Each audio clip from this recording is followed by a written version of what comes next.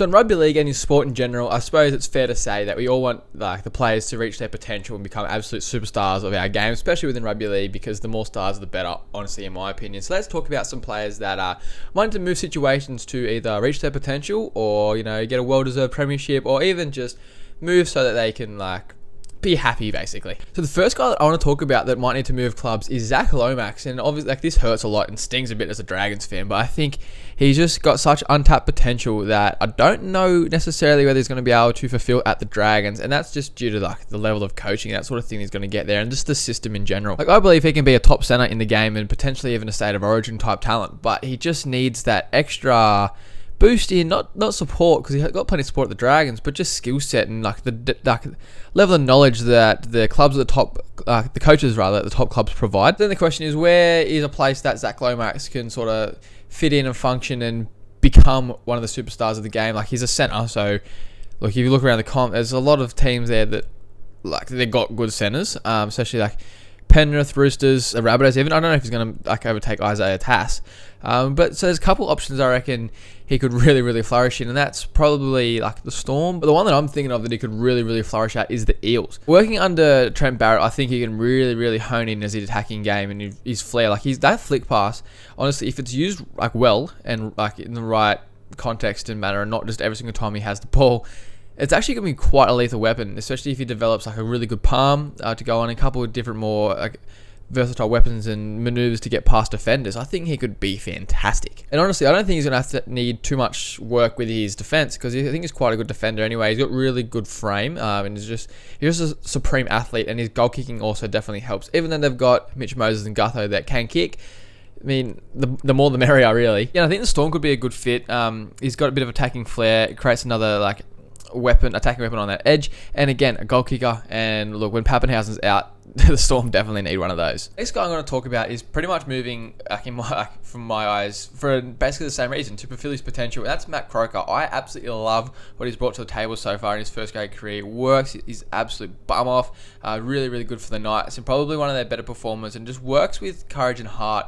And that's something that you really want to see in these, especially your middle forwards coming off the bench or a starting role, whatever he's doing. He just works tirelessly, and I love that about him. So again, where can he move? Obviously, I want him at the big clubs, but it's sort of hard to say where he's going to go. But I think he's not going to demand too much money, so he'd be happy to fulfill a bench role, going from the Knights to anywhere really that's going to play finals and be one of the better clubs. I reckon Panthers, with Spencer Leniu going and stuff, he would slot straight in there, and I'd love to see him in that system. Where do you think Matt Croker would be best suited? Because I don't know, I just feel like he's not respected at the Knights. They love him there, but I think he's just definitely not getting the most out of his game and his skill set. And the next guy is a real youngster, and he just needs a crack at first grade, I think, because he's got honestly, his ceiling is crazy. Jack Howarth, I can't believe he hasn't even played any games of NRL just yet. He's on a $500,000 a year deal at the Storm, and he still can't crack first grade. And you sort of tend to think, well, is that actually an ability issue, or is that more of an off-field thing? And that's where I think the issue lies for Jack Howarth. He's been killing in Q Cup. He's obviously quite a good player, but it just,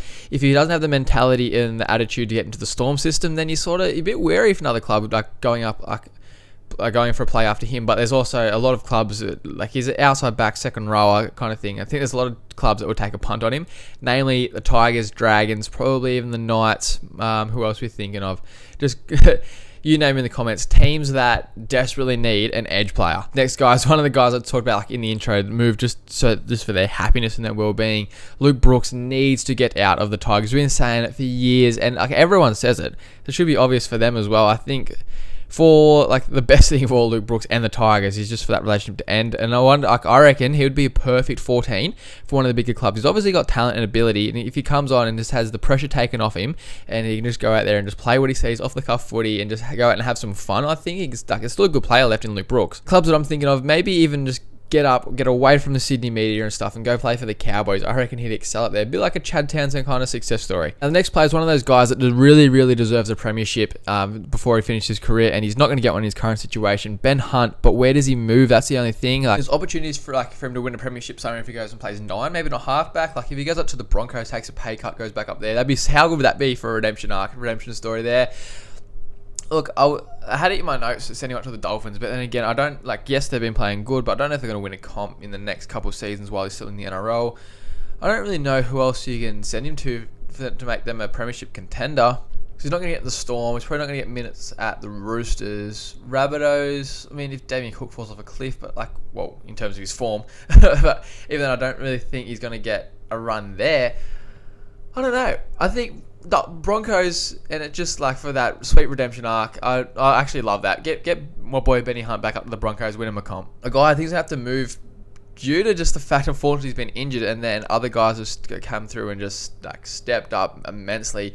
Jason Saab, I don't know where he gets back into that Manly side unless someone else has an injury, because the wingers there are stacked. Ruben Garrett looks set in the wing because Brad Parker and Tolo Kula are killing in the centres, and then Tuipulotu doesn't look like he's losing his spot anytime soon. So Jason Saab, he needs to go out and go to, obviously he wants to be playing NRL minutes, so he needs to go to a club that can offer him that. And I think a team that has a really good four pack but are lacking in the outside backs department and just need a finisher and someone just to give him a bit of spark and X factor. The Tigers, I think he'd be really good perched out in the wing there.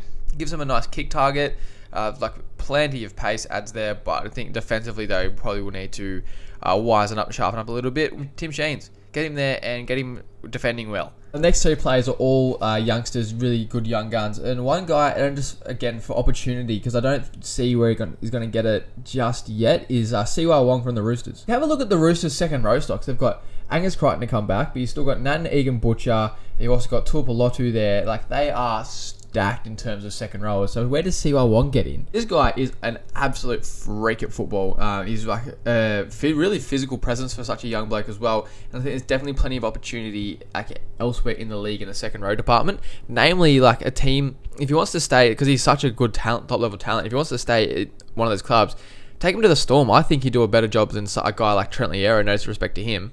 And this is definitely a biased opinion, but give him to the Dragons. They've got Jaden Stewart on one second row, and the other spot, Ben Murdoch-Masila is not going to be holding that spot down for the next 5 years. One could have it for the next 10. I mean, other clubs you could go for, I know the Raiders have been in the market for a second rower because they wanted to get David Fifita. You've also got, I don't think the Warriors second rowers are a lock by any means. So there's definitely, even the Dolphins second rowers are getting on in age. So there's definitely opportunities out there for Siwa Wong if he wants to get some more first grade minutes. Well, any first grade minutes really. But I think the opportunity might present itself. I think he would make his debut this year. That's how good he is. He'll force his way into the side. But whether he wants consistent minutes or not, and I completely understand why he'd want to stay at the Roosters, but I think if he wants, as I said, to get some really, really solid NRL minutes under his belt, he might have to leave and look at opportunities elsewhere. Another guy who's really, really, he's a bit like Lomax in the sense that he's good in a bad team, so imagine how he's going to be in a good team. Stefano Utikamanu from the Tigers, I would love to see him in a really good system, and I think he would go for unders, especially from the Tigers, who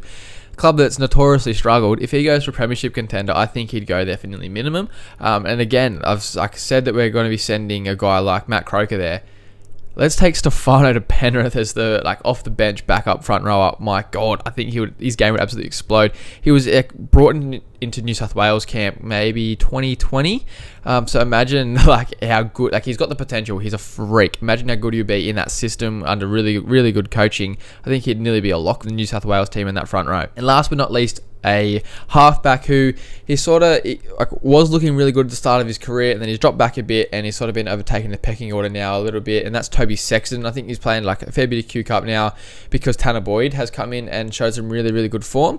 And then you've also got guys like Tommy Weaver that are coming through, so I don't know he's going to play 5'8" anytime soon. I don't think he is a 5'8", but I suppose he provides good backup for Tanner Boyd from a Titans perspective, but Toby Sexton doesn't want to be a backup. And we've spoken about a Tigers halfback leaving the club early in the video, and I think they just need to try something new. They had Jackson Hastings there. Obviously, they didn't work out for other reasons, whether that's off-field or whatnot. But I think Toby Sexton, it sort of sucks sending this guy from, I suppose, it's a better opportunity, a better club, better environment at the Titans than at the Tigers. But I think he'd probably do anything to play consistent first grade footy again. It's a lot of pressure to heap on the young bloke, but I think he'd rise up to the occasion and perform quite well down at the Tigers. I just think that whole club needs a refresher, and Toby Sexton is probably a really good way to do that. Bring some more excitement into the club and just switch up the dressing room and just create at least a bit more of a positive atmosphere down at the Tigers there and at Leichhardt, even though rest in peace Leichhardt, last year they're playing footy there. So they're my players that I think would really benefit from a move in the NRL. Let me know any other players that you think are just they got a bit stale at their club, or probably should leave it, like really reach their potential, or like, deserve to win a premiership somewhere. So like, let me know what like the players that you think should do that in the comments, and I'll see you for the next video.